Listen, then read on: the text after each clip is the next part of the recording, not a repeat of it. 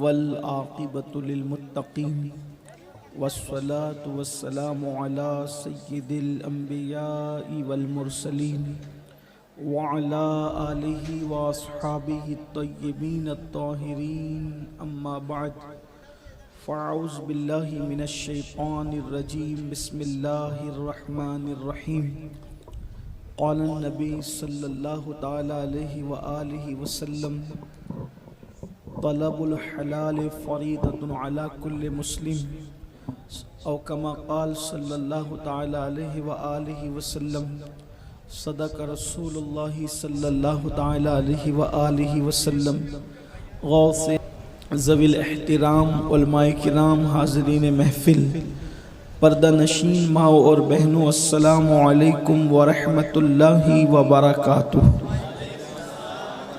انتہائی احترام و عقیدت کے ساتھ اپنے اور ساری کائنات کے مرکز عقیدت انیس بے کساں چارہ ساز درد منداں، ہم غریبوں کے غم گسار، ہم فقیروں کی ثروت، شہر یار ارم تاجدار حرم نوبہار شفاعت، شب اسرا کے دولہا نوشے بزم جنت، دانائے سبل مولائے کل ختم الرسل، خسرو خوباں سیاح لامکاں وجہ کن فکاں، در اللہ المکنون سر اللہ المخزون عالم ما کانا وما یکون، آب و گل انبیاء جانو دل اصفیاء، مطلع ہر سعادت مقطع ہر سیادت، خلاصہ کائنات فخر موجودات، حضور احمد مجتبی محمد مصطفیٰ، ارواحنا فدا صلی اللہ تعالی علیہ وآلہ وصحبہ وبارک وسلم کی بارگاہ بے کس پناہ میں جس طریقے سے پڑھاؤں بلند آواز سے میرے ساتھ مل کر پڑھیں۔ الصلاۃ والسلام علیک یا رسول اللہ، الصلاۃ والسلام علیک یا نبی اللہ، الصلاۃ والسلام علیک یا حبیب اللہ، وعلی آلک واصحابک یا نور اللہ، صلی اللہ تعالی علیہ وسلم۔ نعمتیں بانٹتا جس سمت وہ ذیشان گیا، نعمتیں بانٹتا جس سمت وہ ذیشان گیا، ساتھ ہی منشی رحمت کا قلم دان گیا، لے خبر جلد کے غیروں کی طرف دھیان گیا، میرے مولا میرے آقا تیرے قربان گیا،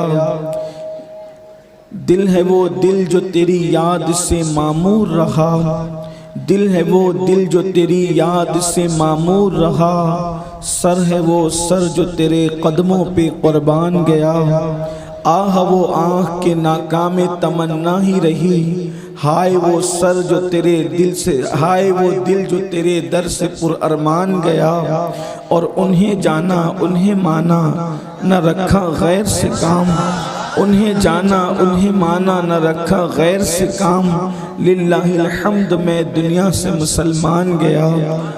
آج کی یہ محفل اصلاح عقائد و اعمال کے حوالے سے انعقاد پذیر ہے۔ اس وقت ہمارے ملک ہندوستان میں یا پوری دنیا میں ہم دیکھ رہے ہیں کہ الحمدللہ علماء کی محنتوں کی وجہ سے ہو یا نوجوانوں کی اپنی کوشش اور کاوشیں جو علم دین کے حوالے سے ہے اس کی وجہ سے ہو، لوگوں کی توجہ عبادت کی طرف پہلے کے مقابلے میں کچھ زیادہ ہوئی ہے۔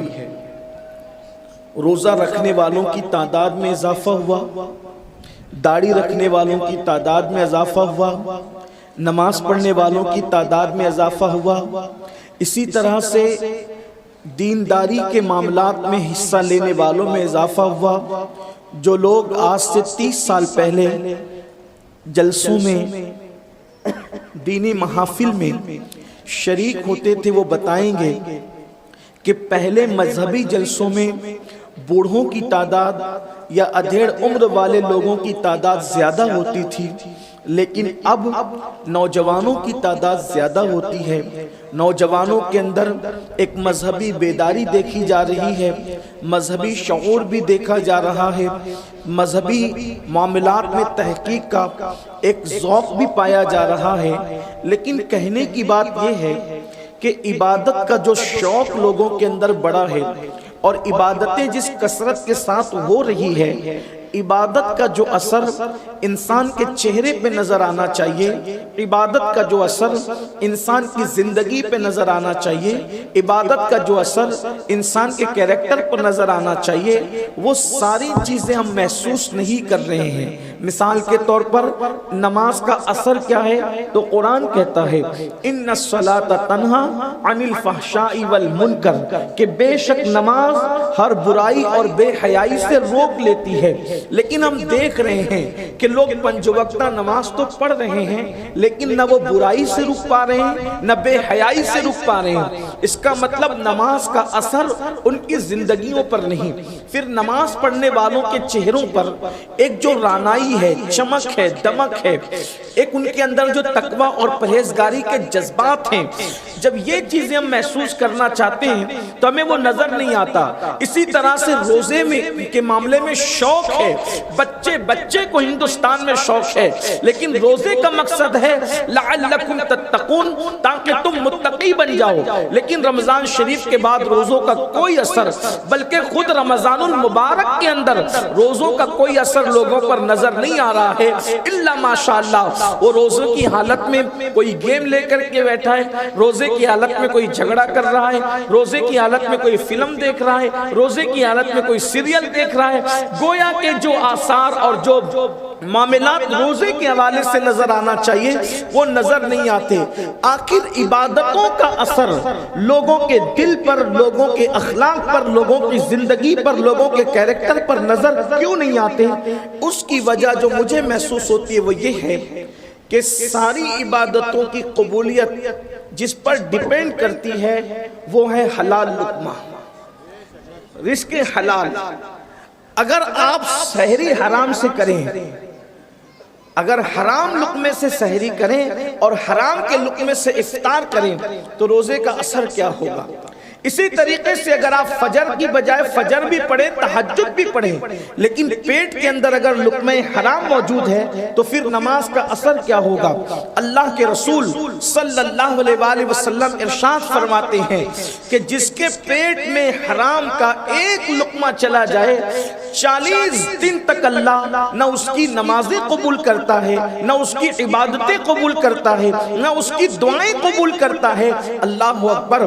جس کے بدن پر حرام کا خریدا ہوا کپڑا ہوگا، بلکہ یہاں تک فرمایا 70 روپے میں کپڑا خریدا اور ان 70 روپے 69 روپے حلال کے تھے اور صرف 1 روپیہ حرام کا تھا، تو جب تک وہ لباس اس کے بدن پر رہے گا، اگر وہ سو رہا ہے لباس پہن کر تو اس پر مسلسل لعنت برس رہی ہے، اور اس لباس کو پہن کر وہ جو عبادت کرے گا اللہ نہ اس کی عبادت کو قبول کرے گا نہ اس کی دعا کو قبول کرے گا۔ بلکہ آئیے اللہ اکبر، ہم لوگ تسبیح و تحلیل پر، ذکر اذکار پر، نماز روزے پر توجہ دے رہے ہیں، چہرے پہ داڑھیوں پر توجہ دے رہے ہیں، سروں کی زلفیں پر توجہ دے رہے ہیں، یقیناً دینا بھی چاہیے، لیکن پیٹ کے اندر کیا جا رہا ہے اس پر ہماری توجہ کم ہے۔ اکثر لوگوں کی توجہ کم ہے، دنیا دار لوگوں کی توجہ بھی کم ہے، دیندار کہلانے والا طبقہ بھی اس معاملے میں کافی حد تک کے جو ہے غیر محتاط واقع ہوتا نظر آ رہا ہے۔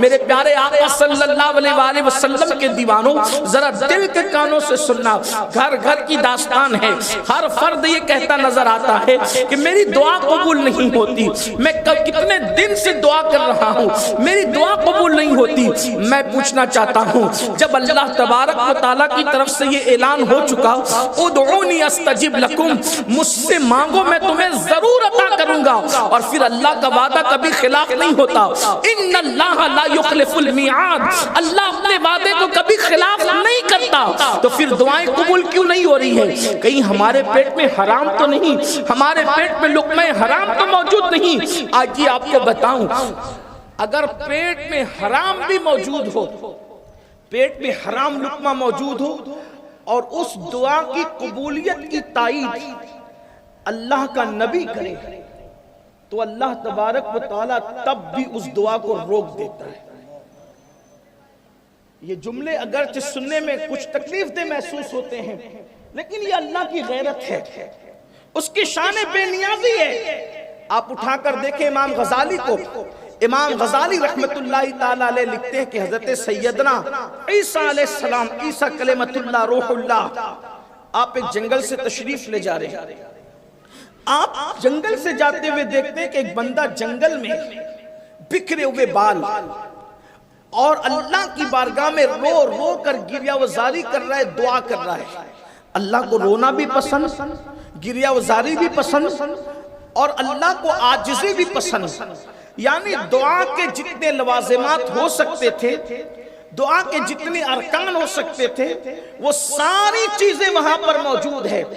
آنکھ میں آنسو بھی موجود ہے، آنکھوں میں آنسو بھی موجود ہے، آہو زاری بھی موجود ہے، آہو بکا بھی موجود ہے، گریہ بھی موجود ہے، ہاتھ اٹھے ہوئے ہیں، تڑپنا بلکنا خدا کی رحمت پر مچلنا بھی موجود ہے، لیکن اللہ کی طرف سے کوئی جواب نہیں آتا۔ تو حضرت عیسیٰ علیہ السلام اس کی تڑپ پر، اس کی آہو بکا پر، اس کے بلکنے پر اللہ کی بارگاہ میں اس کی سفارش کرتے ہیں اور عرض کرتے ہیں مولا یہ کتنا تڑپ رہا ہے، یہ کتنا بلک رہا ہے، مولا یہ جو مانگ رہا ہے اس کو عطا فرما دے۔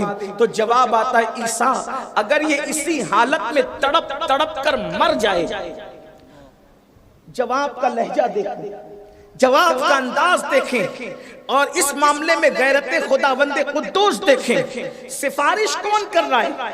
عیسیٰ روح اللہ، عیسیٰ کلمۃ اللہ، ان 4 انبیاء کرام میں سے وہ شخصیت جن کو اللہ تبارک و تعالیٰ نے انبیاء کی صف میں ایک مخصوص مقام عطا فرمایا، جو کنواری بتول حضرت مریم سے بن باپ کے پیدا کیے گئے، ان کو روح اللہ کہا گیا، کلمۃ اللہ کہا گیا۔ آج بھی وہ آسمانوں پر زندہ موجود ہے اور قیامت کے قریب وہ نازل ہوں گے، وہ تشریف لائیں گے۔ اللہ اکبر! وہ اللہ کی بارگاہ میں اس بندے کی آہو بکا کو، اس کی گریہ وزاری کو دیکھ کر کہتے مولا یہ اتنی گریہ کر رہا ہے، مولا جو مانگ رہا ہے عطا کر دے۔ ارشاد ہوتا ہے عیسیٰ اگر یہ اسی حالت میں گریہ کرتے کرتے تڑپ کر مر جائے تو بھی اس کی دعا قبول نہ کریں گے۔ تو پھر عرض کرتے مولا اس سے اتنے ناراض کیوں ہیں کہ اس کی دعا قبول نہیں کی جاتی؟ ارشاد ہوتا ہے عیسیٰ یہ گڑ گڑا تو رہا ہے لیکن اس کے پیٹ میں حرام موجود ہے، اور اس نے جو کپڑے پہن رکھے ہیں وہ کپڑے بھی حرام سے خرید کر پہن رکھے ہیں۔ تو جس کا لباس بھی حرام کا ہو، جس کے پیٹ میں غذا بھی حرام کی ہو، اس کی دعا کیسے قبول کی جائے؟ اب میں آپ سے پوچھنا چاہتا ہوں، ہم دعاؤں میں گڑ گڑا تو رہے ہیں، ہم دعاؤں میں رو تو رہے ہیں، روتے روتے داڑیاں بھیگ تو رہی ہے، الفاظ کا انتخاب ایک سے بڑھ کر ایک کیا جا رہا ہے، لیکن دعائیں اثر کیوں نہیں دکھاتی؟ اس لیے کہ پیٹ کے اندر کتنا حلال موجود ہے اور کتنا حرام موجود ہے یہ اچھی طرح سے ہم جانتے ہیں۔ حرام کے مختلف ذرائع آج مسلمانوں نے اپنا رکھے ہیں۔ پہلے تو لوگ شراب کے دھندے کرتے تھے، لوگ جوے کے دھندے کرتے تھے، اور اب تو جوا، شراب، سود الگ الگ انداز سے مسلمانوں کے اندر رواج پا چکا ہے، بلکہ معاذ اللہ اب تو لوگ چھپ چھپا کر کے یہ دھندے کرتے رہتے ہیں، اور پھر وہ سوچتے ہیں حرام کاروبار کریں گے، پھر اس سے کسی کو عمرہ کروا دیں، کسی کو حج کروا دیں، کسی طریقے سے 11ویں کی نیازوں میں بڑی بڑی دیگیں لگوا دیں، پھر وہ مطمئن رہتے ہیں چلو ہم نیک کام تو کرتے ہیں۔ یاد رکھنا امام اہل سنت سیدی اعلیٰ حضرت نے لکھا حدیث پاک کے حوالے سے کہ حرام کمائی سے نیک کام کرنا ایسے ہے جیسے ناپاک کپڑے کو پیشاب سے دھلنا۔ اگر کوئی ناپاک کپڑا پیشاب سے دھلتا ہے تو کیا کبھی وہ کپڑا پاک ہو سکے گا؟ بلکہ اس کی ناپاکی میں اور اضافہ ہی ہوتا رہے گا۔ ایسے ہی حرام کاروبار کر کے، حرام کما کر کے جب کوئی بندہ معاذ اللہ ثم معاذ اللہ نیک کام کرتا ہے تو الٹا اس کے گناہ میں اضافہ ہوتا ہے۔ اگر وہ عمرہ کو جا رہا ہے، حرام کمائی سے ہر قدم پر گناہ لکھا جائے گا۔ وہ احرام پہن رہا ہے، گویا کہ اللہ اکبر اس کے جسم پر وہ آگ لپیٹ رہا ہے۔ اگر وہ کھا رہا ہے اپنے منہ کے اندر، گویا کہ وہ انگارے ڈال رہا ہے۔ اس لیے آج امت مسلمہ کو رزق حلال کی ضرورت ہے، حلال پر توجہ دینے کی ضرورت ہے۔ نئی نسل کا ذہن یہ بن چکا ہے کہ مولانا حلال سے کون ترقی کرتا ہے جو ہم ترقی کریں گے۔ یہ جملہ اتنا بدترین ہے، اللہ پر یقین اٹھ گیا۔ خدا بند قدوس کو رزاق ماننے کی بجائے ہم نے معاذ اللہ عملی طور پر کتنی بے احتیاطی کی۔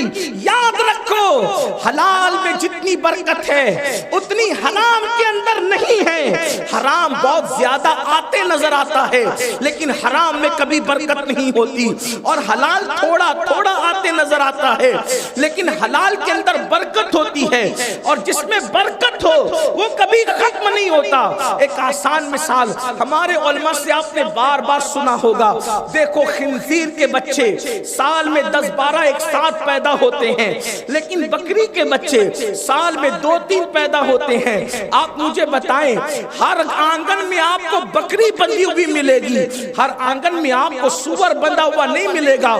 آپ مجھے بتائیں حرام زیادہ آتا نظر آ رہا ہے لیکن اس میں برکت نہیں ہے، اور حلال کم آتا نظر آ رہا ہے لیکن اللہ نے اس میں برکت رکھی ہے۔ مجھے بتاؤ کہ آج کوئی یہ کہتا نظر آتا ہے کہ اس سال بقرعید پر قربانی نہیں ہوگی اس لیے کہ بکریاں نہیں مل رہی ہے، بکریوں کی کمی ہو گئی ہے۔ ارے کروڑوں اربوں خربوں کی تعداد میں جانور ذبح ہوتے ہیں، سال بھر کٹتے رہتے ہیں، بقرعید پر لاکھوں کروڑوں اربوں کٹتے ہیں، اس کے باوجود بھی آخر وہ ختم کیوں نہیں ہوتے؟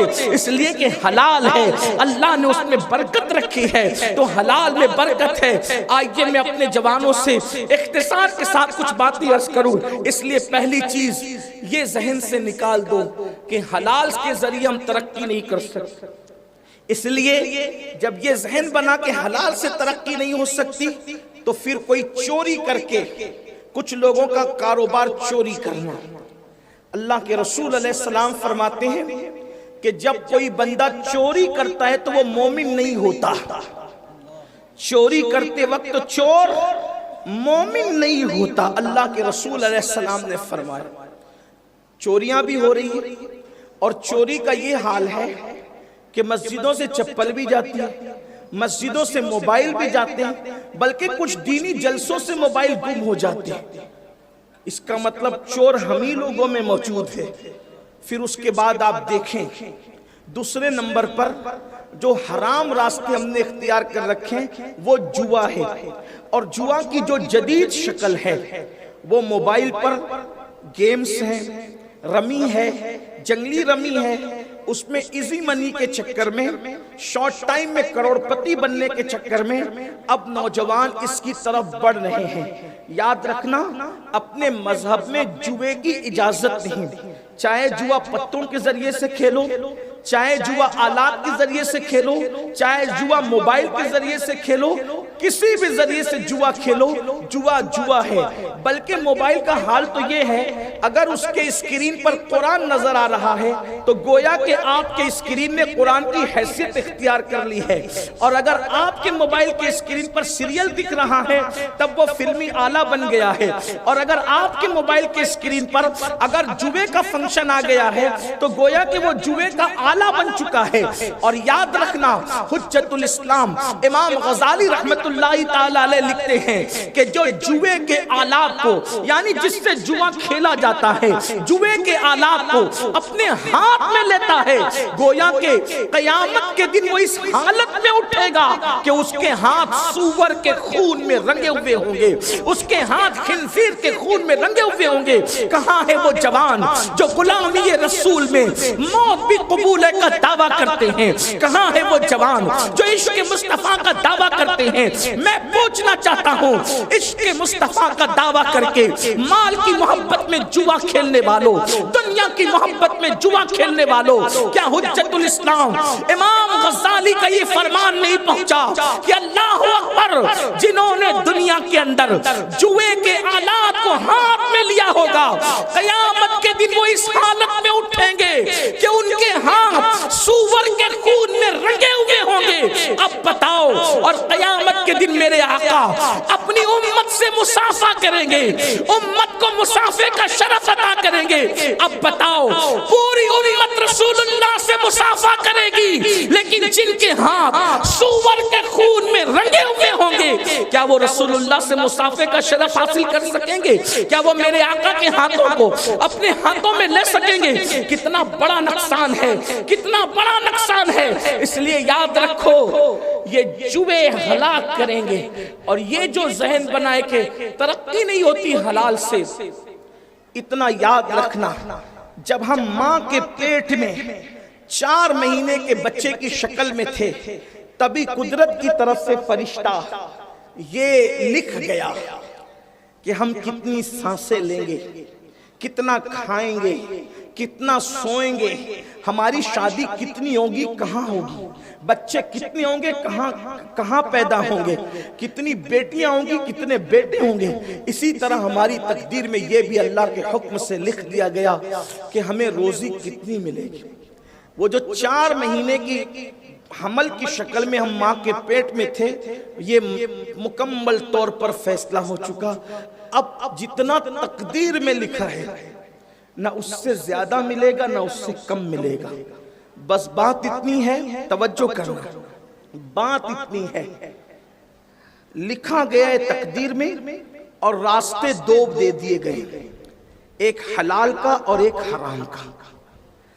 اگر حلال کے ذریعے سے لوگے تو بھی اتنا ہی ملے گا، اسی وقت ملے گا، حرام کے ذریعے سے لوگے تو بھی اتنا ہی ملے گا، اسی وقت ملے گا۔ فرق اتنا ہے، حلال کے ذریعے سے جاؤ گے مال بھی ملے گا، اللہ کی خوشی اور رضا بھی ملے گی، اور حرام کے ذریعے سے جاؤ گے مال تو ملے گا لیکن اللہ کی ناراضگی ہوگی اور جہنم کا ایندھن بننا ہوگا۔ ملے گا اتنا ہی، فرق کچھ نہیں ہے، ملنا اتنا ہی ہے، اس سے زیادہ نہیں ملے گا۔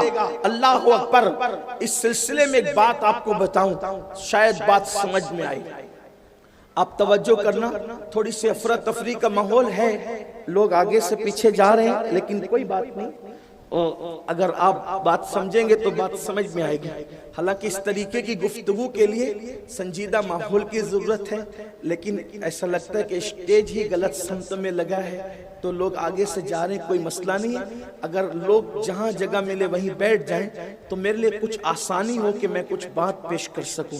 ایک بار درود شریف پڑھ لیں آپ، اللہم صلی علی سیدنا و مولانا محمد معدن الجود والکرم و آلہ و صحبہ وبارک وسلم، صلاۃ و سلام علیکہ یا جد الحسن والحسن۔ دیکھیے، توجہ کیجئے، آپ دھیان دیجئے، جتنا لکھا ہے تقدیر میں، اب وہ وہی کچھ لوگ رک جائیں نا تو وہاں روک دے، ادھر جو آئے ادھر بٹھا دے، ادھر جو آئے ادھر بٹھا دے، بس اب آگے سے کسی کو گزرنے نہیں۔ صرف یہ کہ وہ تھوڑا سا لوگوں کا بھی ذہن بٹ رہا ہے، اور میں بھی تھوڑا سا کمزور ذہن کا آدمی ہوں تو میرا ذہن زیادہ بٹ جاتا ہے، تو آپ کو تو کم دقت ہوتی ہے۔ لیکن ایک بار درود شریف پڑھیں آپ، رب صلی وسلم دائما ابدا علی حبیبک خیر الخلق کلہم۔ اپنے نوجوانوں سے مخاطب ہوں، اس لیے کہ جو بوڑھے ہو گئے وہ زندگی کی بازی جیت چکے یا ہار چکے، لیکن ان کا دور ختم ہو گیا۔ اب حالات کو فیس ہم نے کرنا ہے، اب حالات کو ہم نے اس کا مقابلہ کرنا ہے، اس لیے آپ کی حوصلہ افزائی ضروری ہے۔ پہلی بات تو یہ ہے کہ اگر حلال کے ذریعے سے آپ کو چنے بھی بیچنے پڑیں تو آپ کو بیچنا چاہیے۔ چوری، موبائل چوری، بائک چوری، رکشہ چوری، گاڑی چوری کے اسمارٹ دھندے سے بہت بہتر ہے کہ آپ چنا بیچیں حلال ذریعے سے، کیونکہ اللہ کے رسول علیہ الصلوۃ والتسلیم فرماتے ہیں اگر کوئی حلال کمانے کے لیے ذلت کی جگہ کھڑے ہو جائے تو اللہ تبارک و تعالیٰ اس کو دونوں جہان کی عزتیں عطا کرتا ہے۔ حلال کمانے کے لیے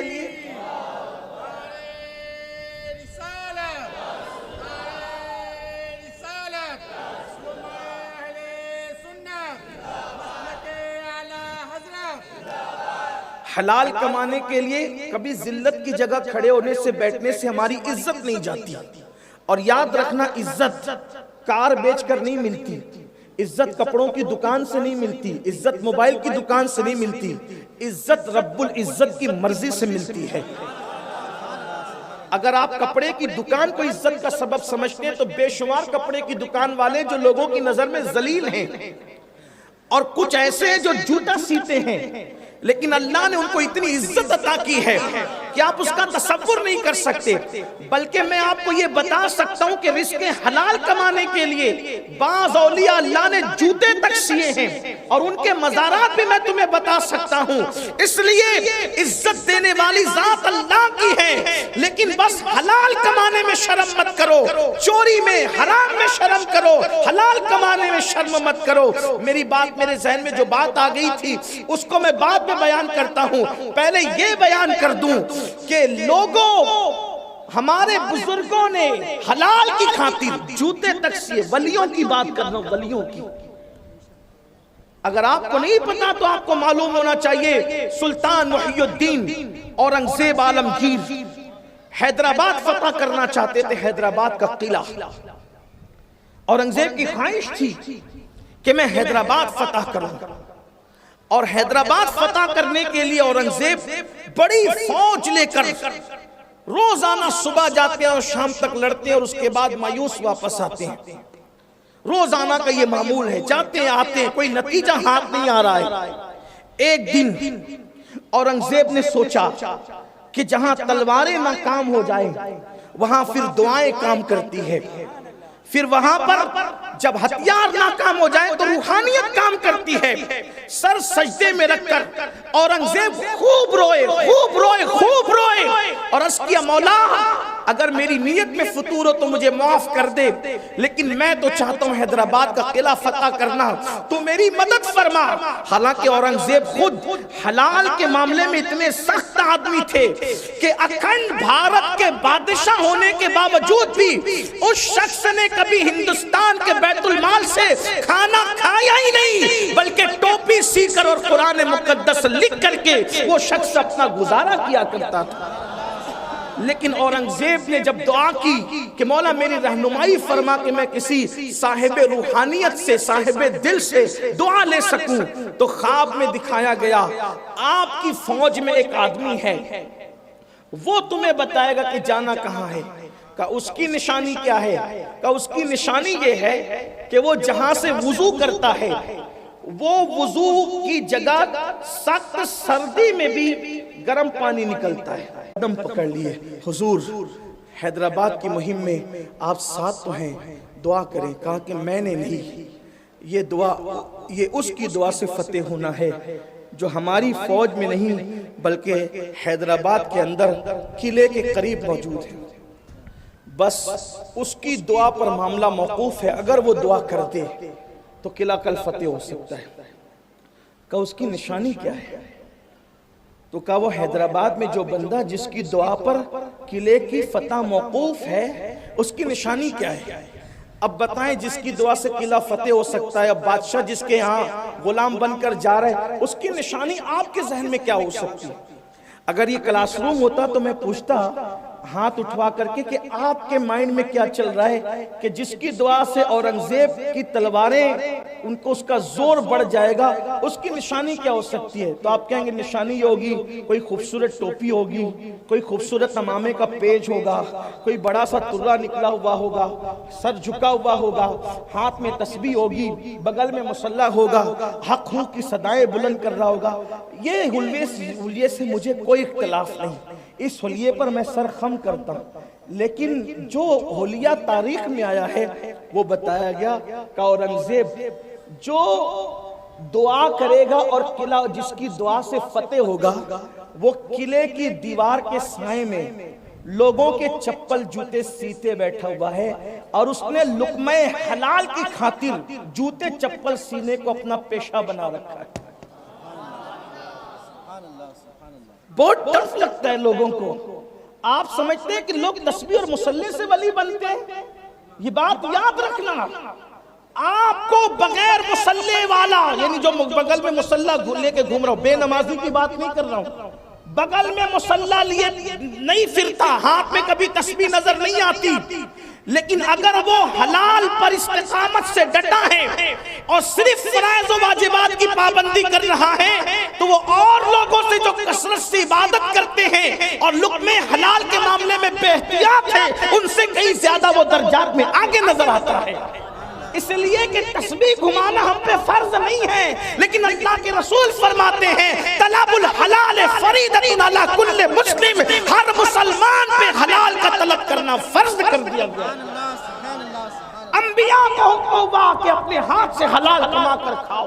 حضرت داؤد علیہ السلام حلیہ بدل بدل کر نکلتے تھے اور اپنے بارے میں سوال کرتے تھے کہ لوگو داؤد کیسا ہے، لوگو داؤد کیسا ہے۔ ایک دن جبریل علیہ السلام کو بھیجا گیا، جبریل جاؤ اور جا کر داؤد کو آئینہ بتا دو اور جو حق ہے وہ کہہ دو۔ داؤد علیہ السلام کی بارگاہ میں جبریل انسانی شکل میں آئے اور جب انہوں نے پوچھا کہ داؤد کیسا ہے، کہا داؤد تو آدمی بہت اچھا ہے، اس زمانے میں اس جیسا کوئی نہیں ہے، لیکن اگر وہ اپنے ہاتھ سے حلال کما کے کھائے تو پھر اس سے بہتر کوئی نہیں۔ داؤد آدمی اچھا ہے لیکن خود کما کر نہیں کھا رہا، بس اتنی بات ہے۔ اگر وہ خود کما کر کھائے تو پھر اس سے بہتر کوئی نہیں۔ اب بھی اس سے بہتر کوئی نہیں ہے، لیکن یہ بات اتنی ہے کہ خدا یہ چاہتا ہے۔ پھر حضرت داؤد پلٹ گئے اور رو کر کہتے مولا کوئی ہنر سکھا دے، تو میرے اللہ نے ان کے ہاتھ پر لوہے کو ایسے نرم کر دیا جیسے آٹا عورتوں کے ہاتھوں میں نرم ہو جاتا ہے۔ پھر انہوں نے زرہ بنایا اور زرہ بنانا اللہ نے ان کو سکھایا اور اس کے ذریعے سے آپ نے روزی کمائی۔ حالانکہ وہ بھی بادشاہ تھے اور بادشاہ کے باپ بھی تھے، وہ خود بھی بادشاہ تھے۔ سلیمان علیہ السلام کے والد ہے حضرت داؤد علیہ السلام، صاحب کتاب پیغمبر ہے۔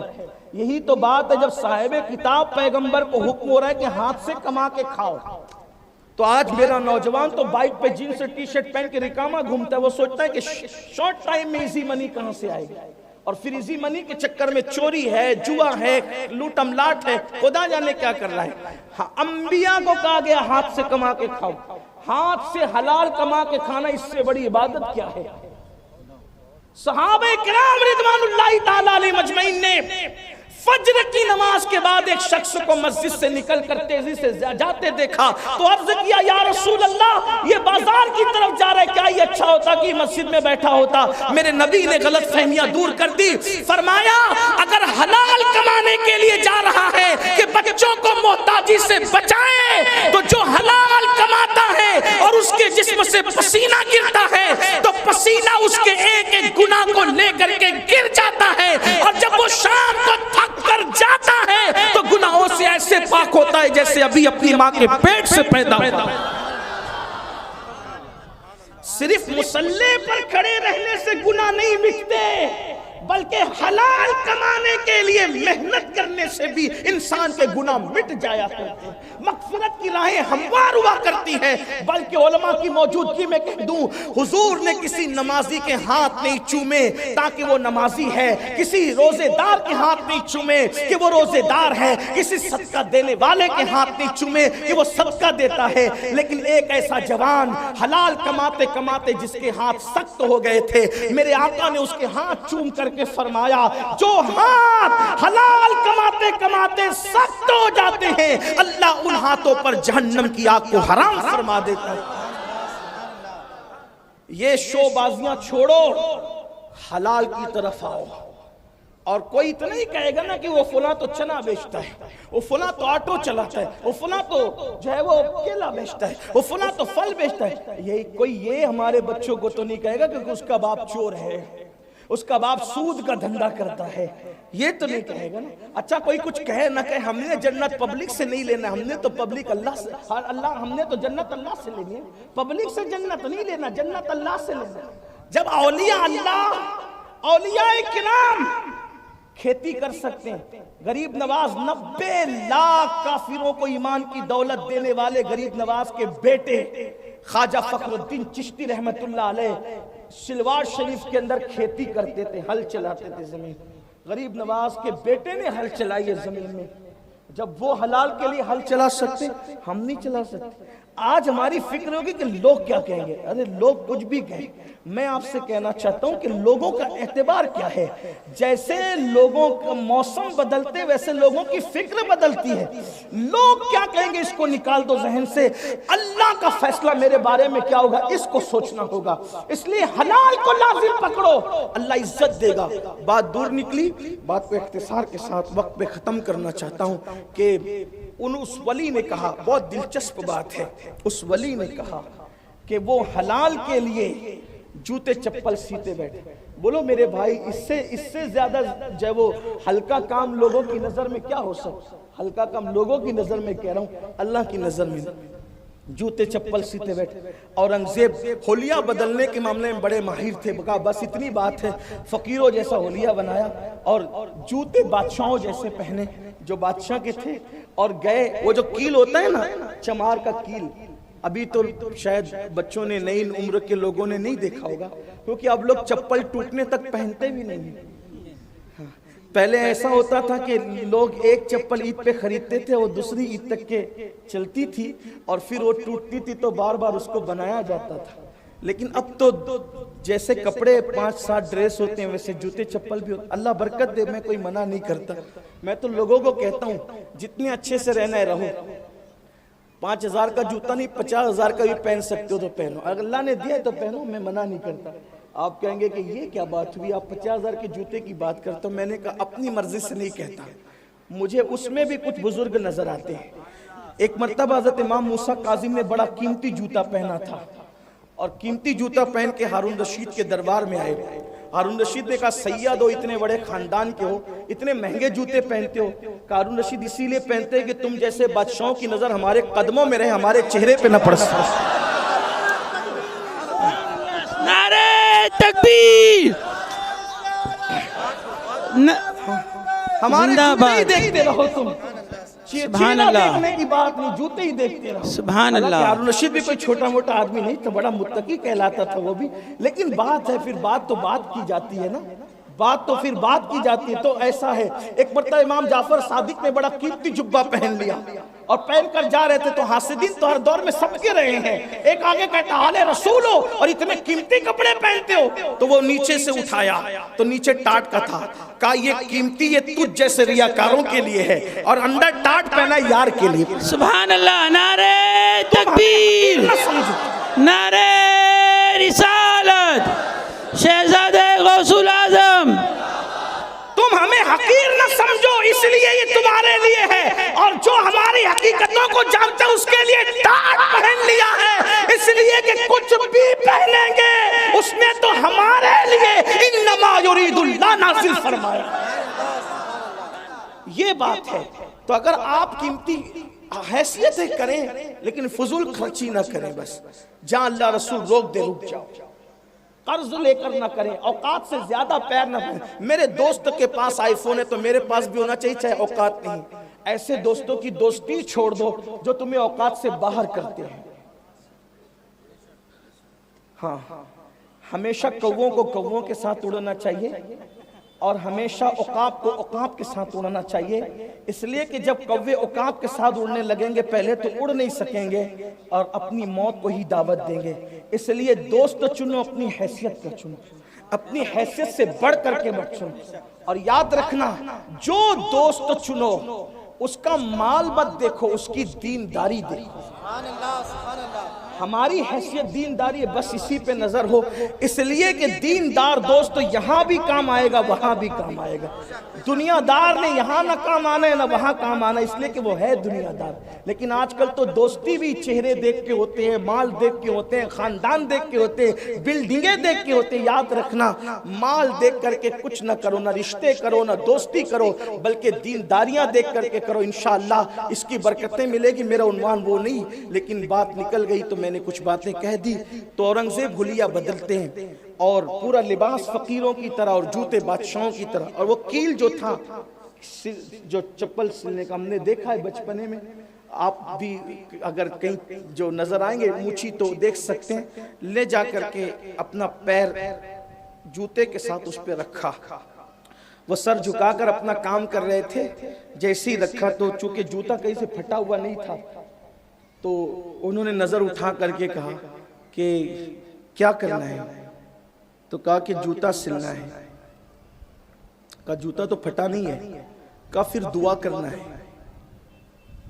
دعا کرنا ہے؟ میں دعا کروں؟ کہا ہاں دعا کرو کہ قلعہ فتح ہو جائے۔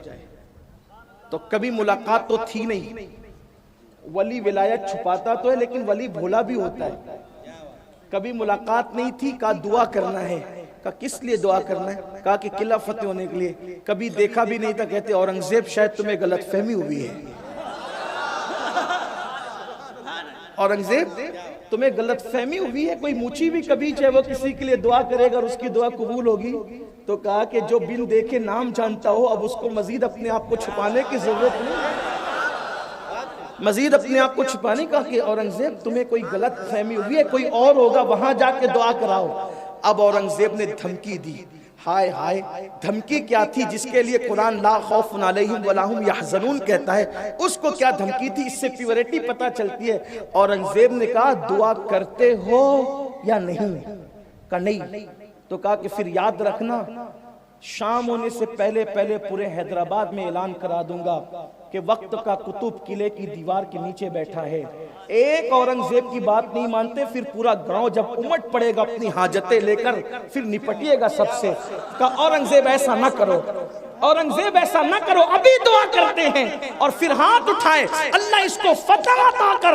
دنیا جسے موچی سمجھ رہی تھی اس کی دعا میں اتنی تاثیر تھی کہ تقدیر بدل کر رہ گئی، اور پھر کہا جاؤ کل جو ہے وہ پھر حملہ کرنا، انشاءاللہ اللہ تمہارا یہ قلعہ فتح کر دے گا۔ اور پھر اورنگزیب گئے اور جب صبح کو حملہ کیا، فجر کے بعد حملہ ہوا، چاشت سے پہلے اللہ نے حیدرآباد پر اورنگزیب کا پرچم لہرا دیا۔ اورنگزیب اب لوگ سب کو تلاشتے تھے، اورنگزیب اس مرد قلندر کو ڈھونڈ رہا تھا، وہ ہے کہاں؟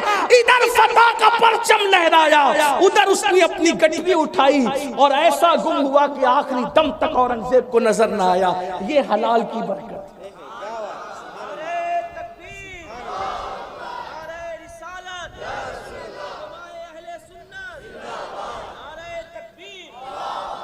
اس لیے حلال کماؤ۔ یہ جو سود کے دھندے چھپ چھپا کر رہے ہو، شراب کے دھندے، گانجا کے دھندے، چرس کے دھندے، اور پتہ نہیں نشیلی چیزوں کے دھندے چھپ چھپا کے کر رہے، آپ سب کی نظر سے چھپ سکتے ہو، رب کی نظر سے نہیں چھپ سکتے۔ سود کا دھندہ کرنے والے تو علماء سے سنی چکے ہیں، جس نے ایک لقمہ سود کا کھایا گویا اس نے 36 مرتبہ اپنی ماں کے ساتھ زنا کیا۔ سب سے بدترین عذاب میدان محشر میں جب سود کا کھانے والے جب اٹھیں گے، ان کے پیٹ کمروں کی طرح ہوں گے، اس میں بچھو اور آگ ہوگی، اور ان کے پیر چھوٹے چھوٹے، سر چھوٹا سا، اور ان کا حال ایسا ہوگا جیسے کسی نے ان پر جادو کر دیا۔ وہ آسیب زدہ ہیں، ان کے چہرے ایسے اڑے اڑے ہوں گے اور وہ چل بھی نہ سکیں گے۔ کافر چل کر میدان محشر تک جانے کی کوشش کرے گا، لیکن سود کھانے والے میدان محشر تک جا نہیں سکیں گے، گر پڑیں گے۔ بڑا پیٹ ہوگا کمروں کی طرح، حدیث پاک میں کمروں کی طرح، آسیب زدہ کی طرح، پیٹ میں بچھو اور آگ۔ یہ دنیای سب کچھ تو نہیں ہے، یہ دنیای سب کچھ تو نہیں ہے، مال ہی تو سب کچھ نہیں ہے۔ پوچھو تاج محل بنانے والا تاج محل میں رہا کتنے دن؟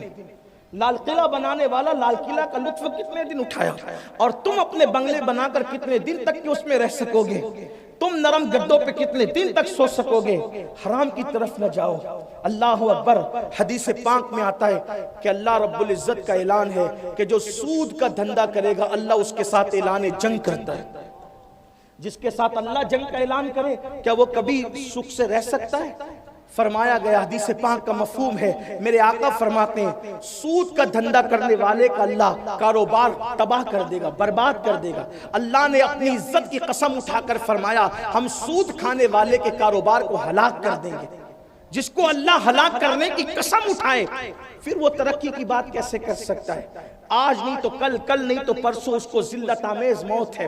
ایک سفر میں ایک سود خور سفر کر رہا تھا، سفر حج میں، جب وہ مرا تو مرنے کے بعد اس کا چہرہ گدھے کی طرح ہو گیا۔ یہ عبرت انگیز باتیں ہیں، کاش کے لوگ توبہ کرتے۔ تو جو بات میں عرض کر رہا تھا وہ ایک اور اس کے علاوہ ایک دو باتیں عرض کر کے بعد بات مکمل کر لوں۔ جتنا قسمت میں لکھا ہے، جتنا قسمت اس سے زیادہ نہیں ملے گا، چاہے حرام سے جاؤ چاہے حلال سے۔ اس سلسلے میں ایک واقعہ اختصار سے عرض کرتا ہوں، اس کے بعد آخری بات۔ حضرت ذوالنون مصری رحمت اللہ علیہ کا نام آپ سنا، بڑے بزرگ ہیں۔ آپ ایک سفر میں تھے، ایک مرید ساتھ میں تھا، مسجد نظر آئی، مسجد میں نماز کے لیے جانے لگے تو ایک آخری میں نکلنے والے بندے کو دیکھا تو ذوالنون مصری نے مرید سے کہا بیٹا اگر اپنی سواری اس کو دے دے سنبھالنے کے لیے تو ہم دونوں جماعت سے نماز پڑھ سکیں گے۔ آخری بندے جو نماز پڑھ کے مسجد سے نکل رہا تھا اس سے کہا بھائی تھوڑا ہمارا سامان سنبھالنا، ہم مسافر ہیں۔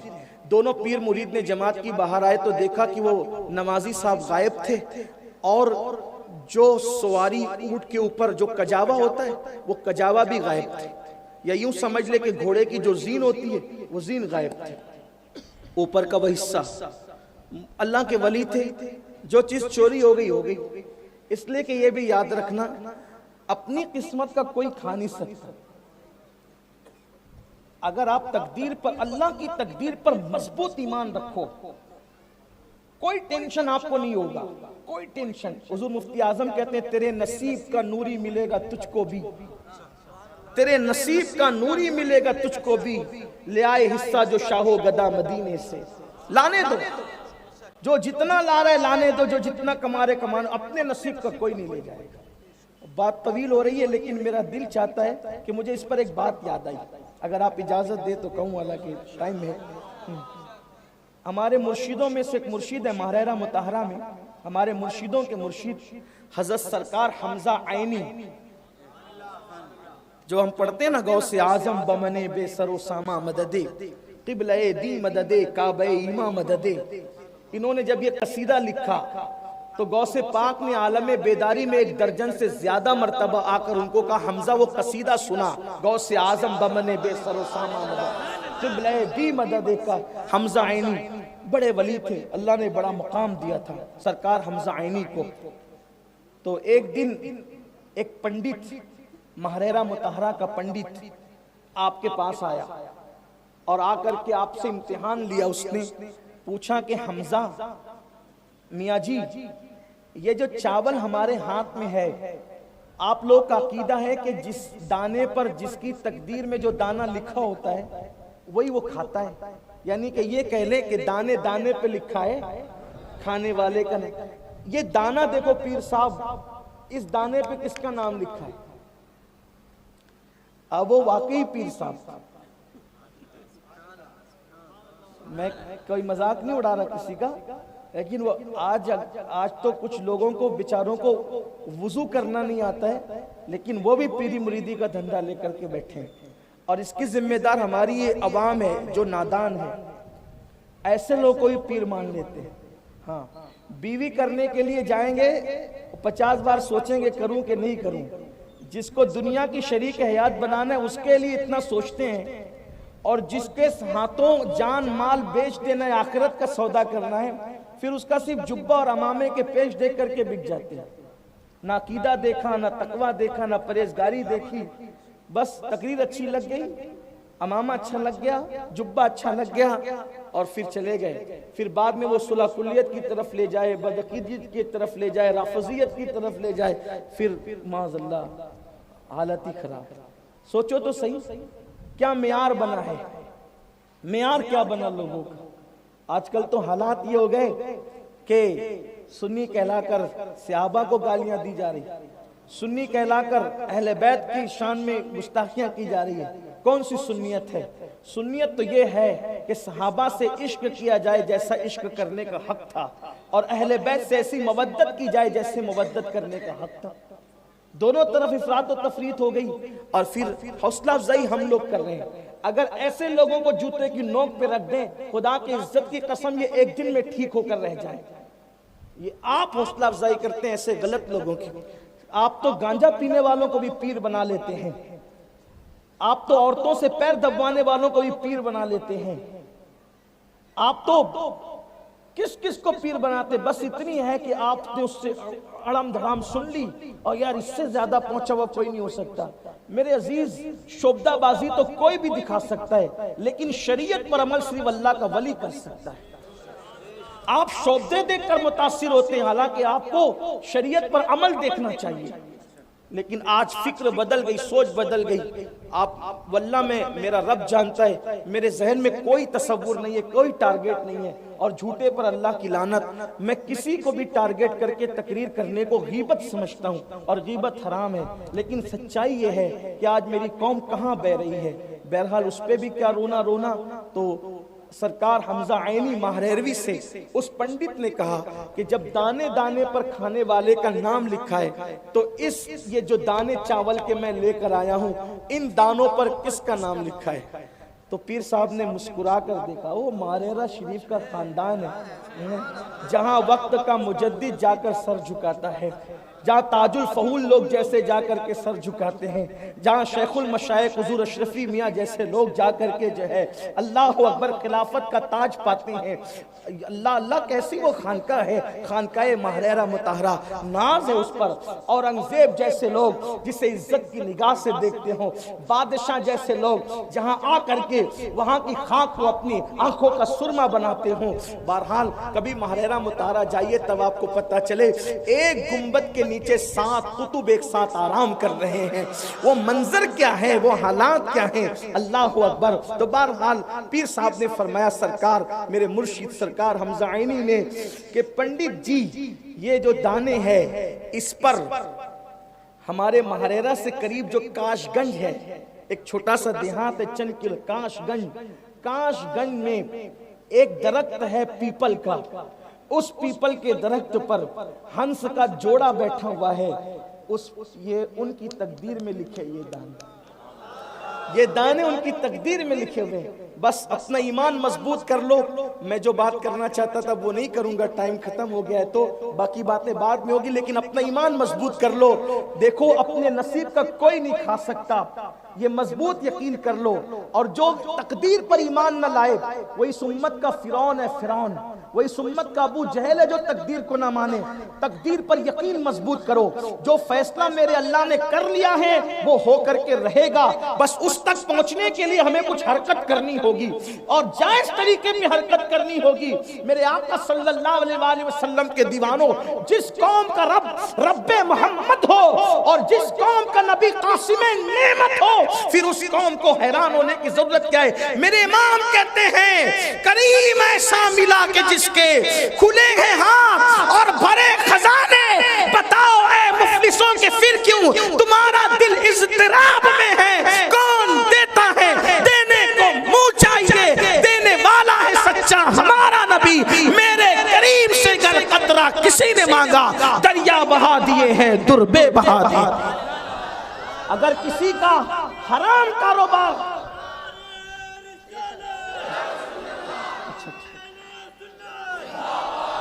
اگر سننے والوں میں کسی کا حرام کاروبار چل رہا ہے، آج فیصلہ کرے، ابھی فیصلہ کرے کہ میں نے بند کر دینا ہے. تھوڑی سی دشواری آئے گی لیکن جو کرم کی برسات ہوگی نسلیں کھاتے کھاتے تھکے گی. فقیر کا جملہ یاد رکھنا، اپنے اللہ کے کرم پہ بھروسہ کر کے، اپنے رسول کی عنایتوں پہ بھروسہ کر کے، مرشد کو سے پاک تقدیر بدلنے کا اختیار دیا، ان کی عنایتوں پہ بھروسہ کر کے کہہ رہا ہوں، اگر آج حرام سے توبہ کر لو، اللہ تمہیں وہ دولت سے نوازے گا کہ رکھتے رکھتے تھک جاؤ گے، انشاءاللہ نسلوں کو انشاءاللہ وہ کام آئے گا۔ بس اللہ پر یقین کرو، اس کے رسول پہ یقین کرو، دین اور قرآن اور سنت پہ یقین کرو۔ میرے مرشد سرکار حمزہ عینی نے فرمایا کہ پنڈت جی اس پر کاش گنج کے اندر ایک پیپل کا درخت ہے اور وہاں ہنس بیٹھے ان کی تقدیر میں۔ اب میں حیران ہوں، لوگ نبی کے بارے میں کہہ دیتے ہیں کہ دیوار کے پیچھے ہی خبر نہیں۔ میں نے کہا جب ان کے بیٹوں کی شان کا یہ عالم ہے، کاش گنج میں پیپل کا درخت کہاں ہے اور اس پر بیٹھا کون سا پرندہ ہے اور اس کی قسمت کیا ہے؟ جب حمزہ عینی بتا رہا ہے، جب ہند کے حمزہ کا یہ عالم ہے تو سید الشہداء امیر حمزہ احد والے کا عالم کیا ہوگا؟ اور اس حمزہ نے جس کے قدموں پہ جان دی، اس محمد الرسول اللہ کی شان کا عالم کیا؟ نعرہ تکبیر، نعرہ رسالت، علماء اہل سنت، مسلک اعلی حضرت۔ جس قوم میں ایسے بزرگ ہوں، اس قوم میں یہ تصور کبھی پیدا نہیں ہو سکتا کہ نبی ہماری طرح بشر، نبی بشر تو ہے لیکن ہماری طرح نہیں۔ کیوں؟ اس لیے کہ ہمارا مرشد اتنی نظر رکھتا ہے کہ کاش گنج میں پیپل کے درخت پہ بیٹھا کیا ہے۔ لوگ اس کو بھلے ہی ہنس کر دیکھے لیکن ہم عشق کے بندے ہیں، کیوں بات بڑھا؟ کام اس کا ہے۔ پنڈت نے ہنسا اور ہنس کے کہا اچھا یہی آپ کی تقدیر پڑھنا ہے، اور منہ میں ڈال لیا۔ میرے اور آپ جیسے ہوتا تو بجھ جاتا۔ کیوں؟ اس لیے کہ جس کا کنیکشن قدرت سے مضبوط ہوتا ہے نا، تو پھر اس کے زبان سے نکلنے والا فیصلہ بھی مضبوط ہوتا ہے۔ اس نے منہ میں ڈالا اور نگل لیا۔ تو دیکھا پیر جی، آپ تو کہہ رہے تھے کہ کاش گنج کے درخت پہ بیٹھے ہوئے ہنس کے جوڑے کی تقدیر ہے، ہم نے کھا لیا۔ پیر صاحب نے، مرشد نے مسکرا کے کہا جو ہوا سو ہوا، لیکن ہے وہی جو ہم نے کہا۔ بات نہیں بدل سکتی، باتیں یہاں نہیں بدلتی، اوروں کے یہاں بدلتی، یہاں باتیں نہیں بدل۔ یہ خانقاہ ہے، یہ خانقاہ سچوں کی خانقاہ، یہاں باتیں نہیں بدلتی۔ اب اس نے کھا تو لیا، مذاق کر کے اٹھ کے گیا، پیٹ میں ایسا درد ہوا۔ اب پیٹ میں درد ہے، علاج کرایا، تڑپ رہا ہے، کوئی دوا کوئی علاج اثر نہیں کر رہا ہے۔ ایک حکیم کو بلایا، اس نے کہا کہ علاج مہریرہ میں نہیں ہوگا، اس کو کاش گنج کے فلاں حکیم کے پاس لے جاؤ، اس کے پاس لے جاؤ گے وہاں پر اس کا علاج ہوگا، یہاں نہیں ہو سکتا۔ اس کو اٹھایا، پنڈت کو بیل گاڑی میں ڈالا، پنڈت بیل گاڑی میں، اب جب وہ دھکے اور گڈوں کا مزہ لیتے ہوئے وہ بیل گاڑی سے جب کاش گنج جانے لگا، ایک مقام پر اس کو متلی بڑی اور الٹی آئی۔ اس نے کہا روکو روکو، جب وہ روکا تو وہاں اس نے درد اور الٹی کی، اس کو تو خیال بھی نہیں تھا کہ ہو کیا رہا ہے۔ اس نے جب الٹی کی، وہ سارے چاول کے دانے نکلے، چاول کے دانے باہر آئے، اور باہر آنے کے بعد پیپل کے درخت سے ہنس کا جوڑا زمین پہ آیا اور انہوں نے وہ دانے چگے اور اپنی جگہ پر چلے گئے۔ اس نے کہا اب میں نے کاش گنج کہیں نہیں جانا کسی حکیم کے پاس، اب مجھے مہریرہ والے حکیم کے پاس لے کر کے سبحان اللہ، سبحان اللہ، قدم پکڑ کر کہا لا الہ الا اللہ محمد الرسول۔ سبحان اللہ۔ اپنی تقدیر کا کوئی کھا بھی لیا نا، کوئی کھا بھی لیا تو ہضم نہ کر سکے گا۔ ہاں، اپنی قسمت کا کوئی نہیں لے جائے گا۔ بس راستے دو ہیں، حلال اور حرام کے۔ اگر آپ حلال کا راستہ چنو گے تو برکت بھی ہے، خدا کی رضا بھی سب ہے۔ تو ذوالنون مصری نے دیکھا جب نماز پڑھ کے نکلے تو زین غائب ہے سواری کی، یا کجاوا غائب ہے۔ اللہ کے ولی تھے، انا للہ پڑی گا کوئی بات، اچھا یہ بھی کچھ کھو جائے نا ہنگامے مت کیا کرو، اور مسجد میں کچھ گم ہو جائے تو ڈھونڈا مت کرو، چھوڑ دیا۔ مسجد میں کوئی چیز گم ہو جائے تو اس کو ڈھونڈنا نہیں چاہیے۔ وجہ میرے گھر میں کسی کی چیز گم ہوگی نا اور وہ ڈھونڈے گا تو شرمندگی کس کو ہوگی؟ مجھے ہوگی نا۔ اس لیے مسجد میں کوئی چیز ڈھونڈنے کے لیے نہیں کہا گیا۔ باقی میرے آقا فرماتے ہیں مسجد میں کوئی چیز گم ہو جائے جو اس کو ڈھونڈے چلائے، اللہ اس کو وہ چیز کبھی نہ ملائے۔ اللہ کے گھر کو بدنام کرنے چھوڑ دیا کرو، نکل آیا کرو، اللہ اس سے بڑھ کر دے گا تمہیں، نہیں ڈھونڈنا۔ کوئی چیز چوری ہو گئی، ایک طریقہ ہے بس تلاش کرنے کا، خاموشی سے نہیں ملتی ہے چھوڑ دو، کتنی قیمتی ہو۔ اگر آپ نے اللہ کے لیے صبر کر لیا، اللہ کا گھر بدنام ہونے سے بچا لیا، انشاءاللہ دیکھنا اللہ آپ کو وہاں سے دے گا جہاں آپ کا گمان بھی نہیں جاتا۔ اسی لیے ہم نے دیکھا اجمیر معلیٰ میں کسی کوئی چیز گم ہوئی، وہ چپ رہا، پھر اللہ نے اس کو اتنا دیا کہ اتنا دیا سرکار نے مجھ کو جتنی میری اوقات نہیں۔ یہ تو کرم ہے ان کا، ورنہ مجھ میں تو ایسی بات، بے شمار ایسے لوگ آپ کو ملیں گے۔ تو بہرحال ذوالنون مصری نے انا للہ پڑھی، اور انا للہ پڑھنے کے بعد کہا بیٹے اب ہمیں تو سفر آگے کرنا ہے، جاؤ زین خرید کے لاؤ۔ زین خریدنے کے لیے گئے تو دیکھا کہ یہی بندہ نمازی صاحب، یہ جیسے نمازی آج کل کے اللہ ماشاءاللہ بس حلال چھوڑ کر کے سب کر رہے ہیں، نمازیں بہت پڑھ رہے ہیں، پیٹ میں حلال نہیں ہے اللہ ماشاءاللہ، تو جیب وہ لے کر بیٹھا ہے۔ اس نے لڑائی نہیں کی، تربیت یافتہ مرید تھا، کہا بھائی کتنے بیچو؟ کہا 2 درہم میں۔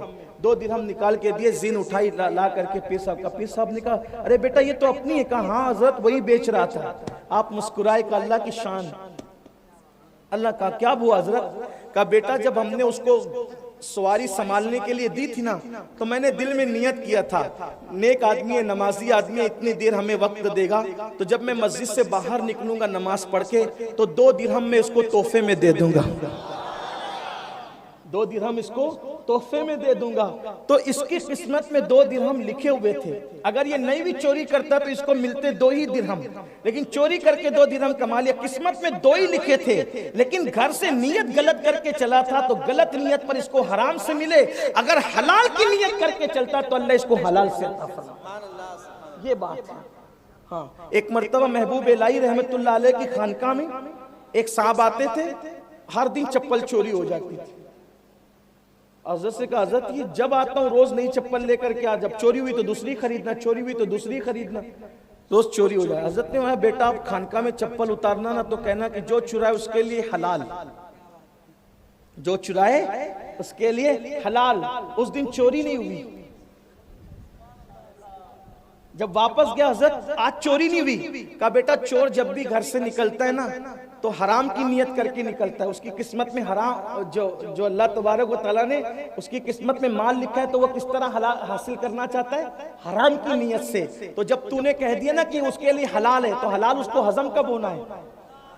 تو جو جیسی نیت کر کے نکلتا اس کو ملتا ویسے ہی ہے، تو وہ حرام کی نیت کر کے نکلتا تھا تو اس کو حرام کے ذریعے سے ملتا تھا۔ بس اب آخری بات جو ہے، میں تو ختم کر رہا تھا لیکن اشارہ اسٹیج سے ہوتا ہے کہ آپ اپنی بات کر لیں تو میں آخری بات کر دیتا ہوں۔ اگر آپ توبہ کر لو گے حرام مال سے تو اللہ معاف کر دے گا، اور صرف معاف ہی نہیں کرے گا، بڑا مرتبہ دے گا، ایسا مرتبہ دے گا آپ گمان نہیں کر سکتے۔ کچھ لوگ یہ سوچتے ہیں کہ یار توبہ کرنے سے پھر عذاب ہی ہوگا، بدنامی ہوگی۔ یاد رکھنا جب کوئی سچی توبہ کر لیتا ہے اللہ اس کے گناہوں کو مٹا دیتا ہے۔ مجھے یاد آ رہی ہے اس وقت تو بغداد کی سرزمین، بغداد کی سرزمین ہے، ابھی حضور کو پردہ فرمائے ہوئے 1.5 صدی سے زیادہ بھی نہیں گزری ہے، حضور علیہ السلام کو وصال کیے ہوئے 1.5 صدی سے زیادہ بھی نہیں گزری ہے۔ ایک شخص ہے جوان، مال کمانے کا شوق تھا اس جوان کو، تصوف کی کتابوں کا اتنے مجموعہ اپنے الفاظ کی جامع میں پیش کر رہا ہوں، نوجوان خیال سے سنیں، میری مائیں اور بہنیں بھی سنیں۔ کبھی شوہر سوچتا ہے کاروبار حرام بند کر دوں تو بیوی کہتی ہے کہ کیا کھائیں گے، بچوں کیا کھلائیں گے، اور کیا کریں گے، اور یہ کریں گے اور وہ کریں گے۔ کچھ لوگ کہتے ہیں مولانا میں جو کماتا ہوں نا اس میں بیواؤں کے گھر چلاتا ہوں۔ میرے بھائی تجھے بیواؤں کے گھر چلانا تجھ پہ فرض نہیں ہے، حرام سے بچنا تجھ پہ فرض ہے۔ کس نے کہہ دیا کہ تو حرام سے بیواؤں کا گھر چلا؟ اللہ رزاق ہے، اللہ ان بیواؤں کو دے گا، تیری کوئی بات کرنے کی ضرورت نہیں ہے۔ یہ صرف جو ہے وہ آپ کے گندے خیالات ہیں اور آپ کا جو ہے ایک لنگڑا لولا جو ہے ایک بہانہ ہے حرام کمانے کے لیے۔ اس لیے ایسی کوئی چیز مت کیجئے کہ میں غریبوں کو پالتا ہوں۔ آپ نے کب پالنا ہے؟ پالنے والی ذات تو میرے اللہ کی ہے، اور اللہ سب کو روزی دیتا ہے۔ ہاں انسان کے ذمے پہ کسی کی روزی ہے نہیں۔ اب تو آپ کی اولاد کو بھی آپ نہیں کھلاتے، کھلانے والا میرا اللہ ہے۔ ایک دن سلیمان علیہ السلام نے اللہ سے پوچھا اللہ تو یہ چونٹیوں کو کیسے کھلاتا ہے اور کتنا کھلاتا ہے؟ ارشاد ہوا کہ 1 دانہ ایک چونٹی سال میں کھا لیتی ہے۔ انہوں نے چونٹی کو ایک بوتل میں بند کیا، 1 دانہ ڈالا، اور جب سال گزرا تو دیکھا کہ آدھا دانہ بچا ہوا تھا۔ تو چونٹی سے پوچھا اللہ نے تو مجھ سے کہا تھا کہ تو پورا 1 کھا لیتی، آدھا کیوں؟ تو کہا کہ سلیمان جب تک میرا رزق کا ذمہ اللہ کے ہاتھ میں تھا تب میں بے فکر ہو کے پورا کھا لیتی تھی کہ اللہ دے گا، لیکن اب چونکہ سلیمان نے قید کر لیا ہے نا تو دانا اب سلیمان کے ہاتھ میں آ گیا ہے، تو شک تھا کہ سلیمان دے گا کہ نہیں دے گا، اس لیے آدھا بچا کے رکھا، آدھا بچا کے اس لیے رکھا ہے۔ آپ اندازہ فرمائیے، شان ہے اللہ کے مخلوق کا اعتماد اللہ پر اتنا ہے، اور ہم اشرف المخلوقات ہو کر کے بالکل ڈاماڈول ہو چکے ہیں، تذبذب کا شکار ہو چکے، اس لیے سارے مسائل ہیں۔ اللہ دینے کا وعدہ کیا ہے تو دے گا، ضرور دے گا۔ جس نے ماں کے پیٹ میں ہمیں نہیں بھلایا وہ دنیا میں آ کر ہمیں کیوں بھوکا رکھے گا؟ بس اس پر یقین مضبوط کرو۔ تو بغداد معلیٰ کی سرزمین پر ایک جوان ہے، جوانی کا عالم ہے، مال کمانے کا شوق ہے، نام اس کا حبیب ہے، اور سود کا دھندا کرنے میں اس قدر مشہور ہے کہ نام ہی پڑ گیا ہے حبیب سود خور، نام پڑ گیا حبیب سود خور۔ اللہ اکبر۔ جب کسی سے پیسہ وصول کرنے وہ جوان جاتا ہے خالی واپس نہیں آتا۔ ایک دن صبح کو نکلا پیسہ وصول کرنے کے لیے، تو بچے کھیل رہے تھے بغداد کے، اور وہ بچے کھیلتے ہوئے جو ہے اللہ اکبر جب آتے دیکھتے ہیں حبیب کو تو کہتے ہیں ہٹو ہٹو، حبیب سود خور آ رہا ہے، کہیں اس کے پیروں کا غبار ہم پر پڑ جائے تو اللہ ہم سے ناراض نہ ہو جائے۔ بچوں کے یہ نازک ترین جملے حبیب کے دل پر نشتر کی طرح جا کر کے لگتے ہیں۔ حبیب سوچتا ہے وہ دن آ گئے کہ بغداد کے بچے بھی مجھ سے نفرت کرنے لگے، لیکن گئے حبیب دروازے پہ دستک دی، جنہوں نے سود سے پیسے لیے تھے، اور کہا کہ پیسے، تو کہا کہ انتظام نہیں ہے، میرے شوہر انتظام کرنے گئے۔ کہا کہ آپ کو پتہ ہے جب میں کسی دروازے پہ وصول کرنے جاتا ہوں تو خالی نہیں لوٹتا، اتنا چلاؤں گا کہ محلے کو پتہ چلے گا کہ تم نے مجھ سے سود سے پیسے لیے، میں تو بدنام ہوں پورے شہر میں، لیکن تم عزت دار ہو، تم بدنام ہو جاؤ گے۔ اس عورت نے کہا دیکھو پیسوں کا انتظام نہیں ہے، شوہر انتظام کے لیے گئے ہیں، ہاں البتہ ہمارے گھر میں 3 دن سے کچھ پکا نہیں تھا، میرے شوہر بکری کا سر اور پیر ادھار کے طور پر لائے ہیں، اگر تم یہاں سے ٹل جاؤ تو میں یہ بکری کے سر اور پیر تم کو اٹھا کر کے پھر رشوت میں دیتی ہوں کہ یہاں سے ہٹ جاؤ، تمہارے پیسے دے دیے جائیں گے، اور لیکن میرے بچے بھوکے رہیں گے۔ حبیب نے کہا تیرے بچے بھوکے رہیں یا مر جائے میں نے کیا تعلق، حرام کھانے سے دل بھی سخت ہوتا، اور سود خور بہت بے مروت ہوتا۔ میں ان کو نہیں کہہ رہا ہوں، لیکن ایک بات کہہ رہا ہوں کہ سود خور بہت بے مروت ہوتے، بہت بے مروتی ہوتی ہے، کیونکہ وہ لوگوں کا خون نہیں چھوڑتے، وہ لوگوں کا خون نہیں چھوڑتے ہیں، بے مروتی پیدا ہوتی حرام۔ آج جو دنیا کے اندر یہ بے مروتی ہے نا، یہ ظلم، یہ زیادتی، یہ گھروں کو آگ لگانا، لوگوں پر بلڈوزر چلانا، یہ سب پیٹ میں حرام کی وجہ سے۔ اگر پیٹ میں حلال جائے نا، اگر کافر بھی اور حلال کھائے تو اتنے گندے کام نہیں کرتا، اور مسلمان ہو کر کے حرام کھائے تو اتنے گندے کام کرے گا مسلمان ہو کر بھی کہ آپ اس سے توقع نہیں کر سکتے، کیونکہ جو پیٹ میں جاتا ہے وہی دکھاتا ہے۔ یہ جو دیور کا بھابھی کے ساتھ پکڑے جانے کی وارداتیں سن رہے ہو، اس کی وجہ پیٹ میں حرام کا لقمہ، یہ جو سسر اور بہو کے درمیان کی جو اخبارات کے اندر تم سرخیاں پڑھ رہے ہو کہ سسر نے جو باپ کی طرح ہوتا ہے بہو پر پاپ کا ہاتھ ڈالا، پیٹ میں حرام جاتا ہے تو ہوتا ہے، یہ بغیر حرام جاوے نہیں ہوتا، جو پیٹ میں جائے گا وہی رنگ دکھائے گا۔ اور یہ پیٹ جو ہے، یہ پیٹ، اس میں آپ اتنا سمجھ لو میرے بھائی، سب بات چھوڑو، اگر آپ پیاز کھاتے ہو نا، پیاز، تو آپ کا پسینہ بدبودار نکلتا ہے، اور آپ اگر گلقند کھائیں، گلقند چند دن، آپ کے پسینے کی بدبو، منہ کی بدبو ختم ہو جائے۔ اب آپ مجھے بتائیں، پیاز بہرحال حلال ہے، جب ایک حلال غذا پیٹ میں جاتی ہے تو اس کا اثر جسم پہ ظاہر ہوتا ہے پسینے کی شکل میں، اور ایک خوشبودار چیز جاتی ہے تو بھی وہ اپنا اثر دکھاتی ہے، تو جب حلال غذائیں اپنا اثر دکھاتی ہے تو سود اندر جائے گا تو کیا دکھائے گا؟ آپ چند دن پیاز کھا کر دیکھیں مسلسل، آپ کے پسینے میں بدبو آئے گی، اور آپ گلقند کھا کر کے دیکھیں بس پسینے سے بدبو ختم ہوگی، معدے میں جو جائے گا وہ اثر دکھائے گا۔ اسی طریقے سے آپ دیکھیں ٹھنڈی چیز کھاتے تو آپ کو زکام ہو جاتا ہے کہ نہیں ہوتا؟ گرم چیز کھاتے ہیں تو اس کا کوئی اور اثر ہوتا ہے، گرمیوں میں گڑ کھائیں تو ناک سے خون نکلتا ہے، معدے میں جا رہا ہے تو اثر دکھا رہا ہے نا۔ تو جب غذائیں اثر دکھاتی ہے تو حلال و حرام کیوں اثر نہیں دکھائے گا؟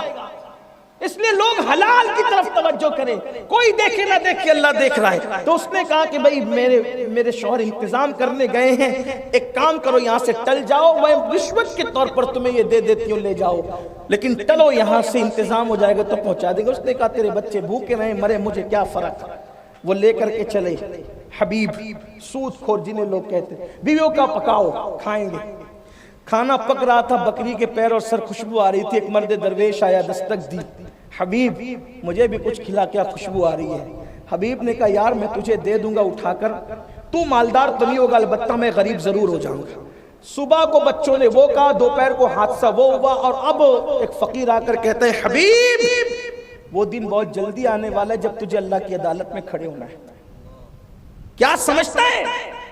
وہ دن نہیں آئے گا کہ انسان اپنے اعمال کا حساب دے گا۔ اَيَحْسَبُ الْإِنسَانُ أَن يُتْرَكَ سُدًى، انسان یہ تصور کرتا ہے کہ اللہ اس سے حساب نہیں لے گا، اللہ کی عدالت میں بہت جلد کھڑے ہونا ہے۔ حبیب ظالموں کا انجام بدترین ہے۔ یہ کہہ کر کے وہ فقیر چلا گیا۔ کچھ فقیر لینے آتے، کچھ فقیر دینے آتے، وہ دینے والا فقیر تھا، دے کے چلا گیا۔ دسترخوان پر کھانا آیا تو پوری ہانڈی خون سے بھر گئی تھی۔ یہ تیسرا حادثہ تھا جس نے حبیب کو متاثر کیا۔ حبیب رو پڑا۔ حبیب نے بیوی سے کہا بہت ظلم ہو گیا، بہت دولت ہے، کیا کریں گے؟ اللہ کو جواب کیا دیں گے؟ بیوی نے حوصلہ افزائی کی، حبیب چھوڑ دو اس دھندے کو۔ کہا چلے توبہ کرتے ہیں۔ توبہ کرنے کے لیے کوئی اللہ والے کا در پکڑتے ہیں۔ سوچا جاؤں کہاں؟ وہ سوچا کہ کتنا خوش نصیب ہو کہ یہ دور امام حسن بصری کا دور ہے، چلو حسن بصری کی خانقاہ میں چلتے ہیں۔ جب خانقاہ حسن بصری کی طرف بڑھے تو وہاں واز کی محفل سجی تھی۔ امام حسن بصری کو کیا خبر کہ کون کہاں آ کے کھڑے، جیسے یہاں ہمیں کیا، ہم تو عام ہی لوگ ہیں۔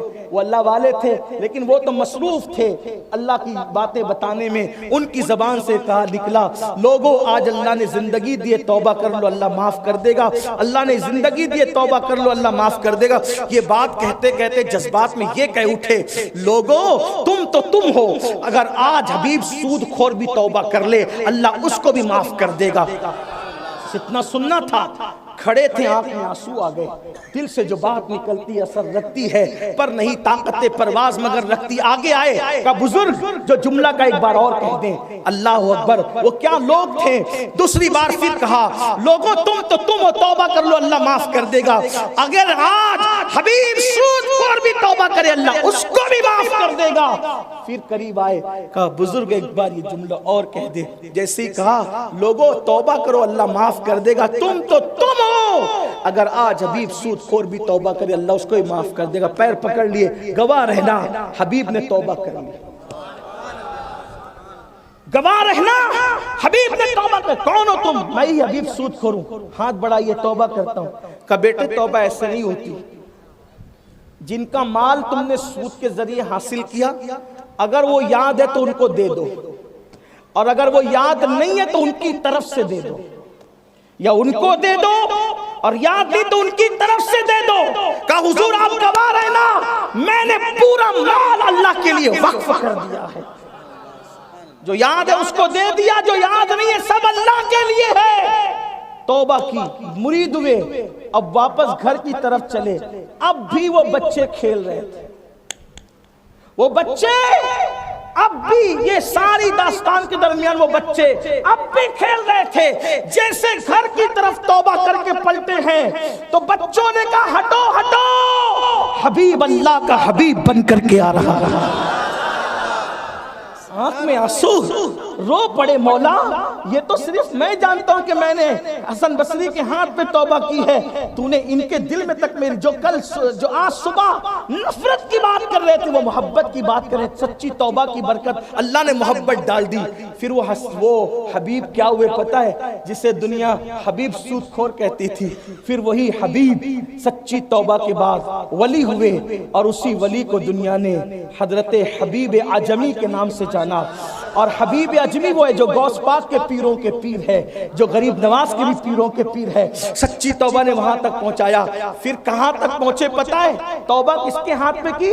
حسن بصری کے ہاتھ پہ۔ اور مقام کہاں پہنچا؟ ایک مرتبہ حبیب اجمی سے ملنے کے لیے امام حسن بصری اپنی خانقاہ سے نکل کے ان کی خانقاہ میں جا رہے تھے، مغرب کا وقت ہو گیا۔ حبیب اجمی نے مصلی پہ جا کے مغرب شروع کر دی۔ حضرت حسن بصری سوچنے لگے اس نے میرے ہاتھ پہ سود سے توبہ کی تھی، پڑھوں کہ نہیں پڑھوں اس کے پیچھے نماز، اس کی اقتداء کروں کہ نہیں کروں؟ اور پھر میں عربی ہوں، یہ اجمی ہے، اور اجمی ہے تو اس کی اقتداء کروں کہ نہیں کروں؟ اسی سوچ میں حبیب نے سلام پھیر دیا۔ توجہ کرنا، توبہ کرنے والوں کے مرتبے قدرت کیسے دکھاتی ہے۔ ہاں، پڑھوں کہ نہیں پڑھوں اسی میں سلام پھیر دیا۔ اب نماز پڑھی، خانقاہ میں گئے، رات کی آخری حصے میں آنکھ لگی۔ آنکھ لگنے کے بعد خواب میں اللہ کا جلوہ دیکھا۔ اہل سنت کے نزدیک اللہ کو خواب میں دیکھنا جائز ہے۔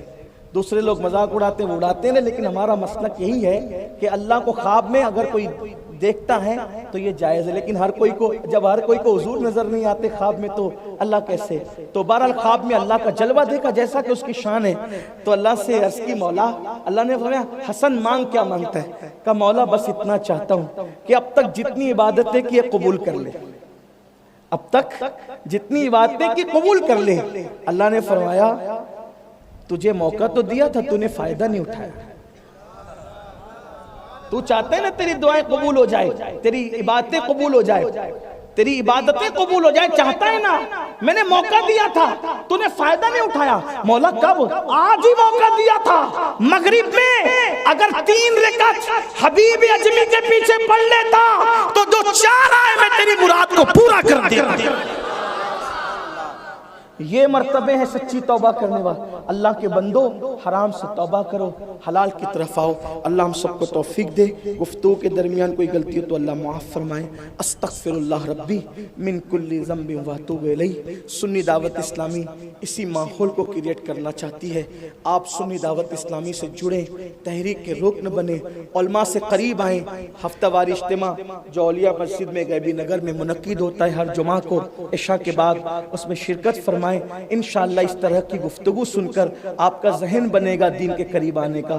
اللہ ہم سب کے حال پہ رحم فرمائے، ہماری اصلاح فرمائے۔ السلام علیکم رحمت اللہ وبرکاتہ۔